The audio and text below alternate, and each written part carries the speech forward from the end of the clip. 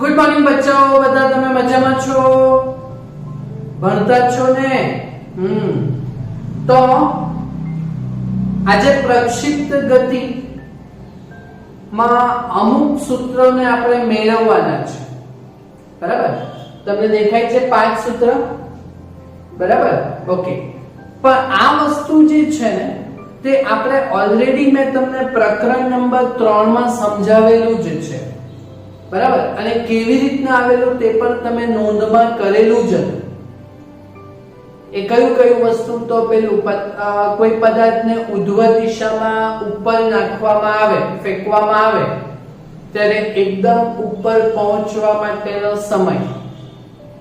બરાબર? પછી ઉપરથી નીચેથી ઉપર જઈને પાછો જમીન પર આવતા લાગતો સમય, એટલે એને આપણે ઉડ્ડયન સમય કીધેલું. પછી પદાર્થે પ્રાપ્ત કરેલી મહત્તમ ઊંચાઈ h max, હાઈટ મહત્તમ ઊંચાઈ એટલે h max. પછી આ થોડુંક નવું છે. બરાબર? પણ આ વસ્તુ એ શિરોલંબ દિશામાં ફેંકેલા પદાર્થ માટે હતું. બરાબર? પણ આ જ વસ્તુ હવે પ્રક્ષિપ્ત ગતિ માટે આપણે આ બધું મેળવવાનું છે. હા ને? અને પ્રક્ષિપ્ત ગતિ આપણે લાસ્ટ લેક્ચરમાં સમજ્યા. બરાબર? ને આ ટોપિક પૂરો થઈ જાય પછી આપણે પ્રક્ષિપ્ત ગતિના દાખલાઓ સોલ્વ કરવાના આવશે. બરાબર? ઓકે. હવે સમજીએ કે આ પ્રક્ષિપ્ત ગતિમાં આપણે શું જોયેલું હતું? તો પદાર્થને આવી રીતે દ્વિપરિમાણમાં વચ્ચેથી ફેંકવાનો. હા ને? એટલે સમક્ષિતિજ સાથે અમુક ખૂણે એવી રીતને ફેંકવામાં આવે કે જેથી સમક્ષિતિજ દિશામાં નિયમિત વેગ અને ઉધ્વ દિશામાં નિયમિત પ્રવેગ એટલે કે ગુરુત્વ પ્રવેગ સાથે જે દ્વિપરિમાણીય ગતિ હોય એને આપણે પ્રક્ષિપ્ત ગતિ કીધેલું. ને પ્રક્ષિપ્ત ગતિમાં પદાર્થ બંને દિશામાં અંતર કાપે. આડું અંતર તે x, ઊભું અંતર તે y. બંને દિશામાં વેગ મળે. આડો વેગ તે vx અને ઊભો વેગ તે vy. બરાબર? ને x દિશામાં cos ઘટક હતો અને y દિશામાં sin ઘટક હતો. બરાબર? ઓકે. તો પહેલો સવાલ કરીએ કે પ્રક્ષિપ્ત પદાર્થ માટે મહત્તમ ઊંચાઈએ પહોંચવા માટે લાગતો સમય. પ્રકરણ 3 માં શિરોલંબ ગતિ માટે આપણું હતું સૂત્ર Tm નું v0/g હતું. હા ને? હવે અહીંયા કંઈક એના જેવું જ આવશે. હવે આપણે પ્રક્ષિપ્ત ગતિમાં જોયું કે પદાર્થ જ્યારે એકદમ ઉપર પહોંચે ને ત્યાં વેગના બે ઘટક હોય, એક vy અને vx. પણ માત્ર vx જ મળે. એટલે મહત્તમ ઊંચાઈ વેગનો y ઘટક ન હતો. એટલે મહત્તમ ઊંચાઈએ વેગ તો શૂન્ય બને, પણ વેગનો કયો ઘટક શૂન્ય બને? વેગનો y ઘટક શૂન્ય બને. બરાબર? તો એ વેગનો y ઘટક શૂન્ય એટલે જો બે સ્ટેપમાં સૂત્ર આવી જાય. એકદમ ઉપર પહોંચે તો વેગનો y ઘટક શૂન્ય બને પ્રક્ષિપ્ત ગતિમાં. કે જોજો આકૃતિમાં આપણે vx બતાવેલું હશે આડું, પણ vy ની બતાવેલું હશે. એટલે વેગનો y ઘટક મહત્તમ ઊંચાઈએ શૂન્ય બન્યો. હા ને? બોલો હવે વેગનું સૂત્ર શું છે? વેગનું સૂત્ર v બરાબર મુક્ત પતન v બરાબર v0 - gt પણ y અક્ષ માટે છે. હા ને? એટલે એ v0 y - gt બરાબર 0. બરાબર? ઓકે. હવે આપણે તો સમય જોઈએ ને. ઓકે. તો આને કરતા બનાવીએ તો -gt આ બાજુ જાય તો +gt એટલે gt બરાબર v0 y ઘટક. બરાબર? એટલે t બરાબર v0 y ના છેદમાં g. બરાબર ને? ઓકે. આ સૂત્ર હતું કે શિરોલંબ ગતિ માટે v0 ના છેદમાં g. પણ આ શિરોલંબ ગતિ હતી, આ પ્રક્ષિપ્ત ગતિ છે તો એ y ઘટક આવ્યો ને આપણે થિયરીમાં કહ્યું કે વેગના બે ઘટક v0x તે v0 cos θ અને v0y તે v0 sin θ, તો એક સૂત્ર તો આવ્યું, પણ અહીંયા મારે જો ઘટક લખવાનું હોય એટલે મહત્તમ ઊંચાઈએ પહોંચતા લાગતો સમય tm, હા ને, તે v0y એટલે v0 sin θ 0 ના છેદમાં g. બોલો આ સૂત્ર આવ્યું કે? તો તે ટાઈમે શું હતું? v0/g હતું શિરોલંબ ગતિમાં, બરાબર. તો પ્રક્ષિપ્ત ગતિમાં સલમાન આવ્યો. જો સલમાન આવ્યો ને, સલમાન પ્રક્ષિપ્ત ગતિમાં સલમાન હાથે લઈ લેવાનું, એટલે શિરોલંબ ગતિમાં v0/g લાવેલું.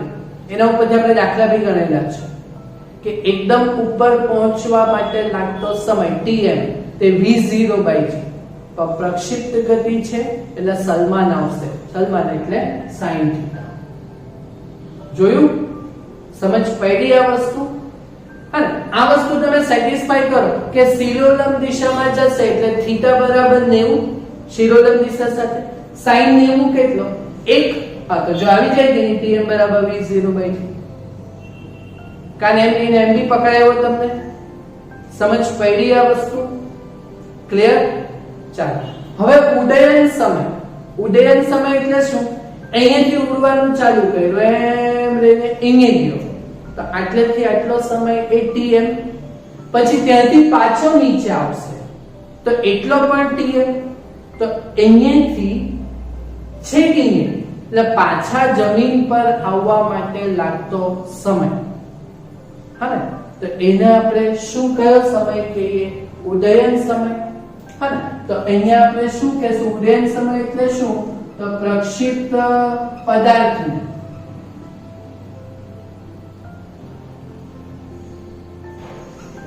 પાછા જમીન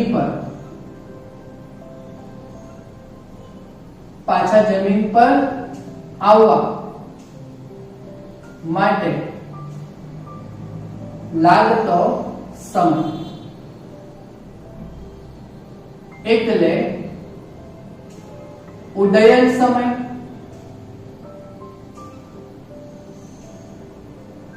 t ફ્લાઇંગ ટાઈમ એટલે tf કહે છે.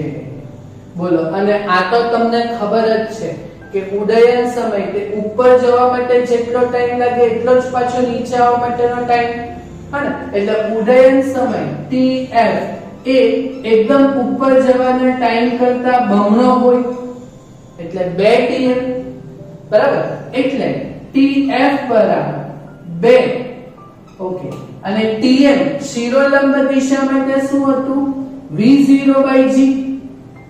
અહીંયા પ્રક્ષિપ્ત ગતિ છે એટલે સલમાન આવે, સલમાન sin θ 0. બોલો આ સૂત્ર બન્યું. સમજ પડી? કેટલું ઈઝી છે? ઈઝી છે. ઓકે, ચાલો પછી પદાર્થે પ્રાપ્ત કરેલી મહત્તમ ઊંચાઈ. ઊંચાઈ એટલે y દિશાનું અંતર છે, અંતર. તો બોલો y દિશાનું અંતરનું સૂત્ર શું છે આપણી પાસે? y બરાબર, બોલો y દિશાનું અંતર શું છે? ઊંચાઈ એટલે ઊભું અંતર. ઉર્ધ્વ દિશાનું અંતર y બરાબર આપણી પાસે સૂત્ર શું છે? v0t. પણ એ v0t એ v0yt, બરાબર, માઈનસ 1/2 g t². આ સૂત્ર છે આપણું v0t, પણ એ v0 એ ઊભું અંતર એટલે v0y. ઓકે, હવે આમાં t સમય કયો લેવાનો?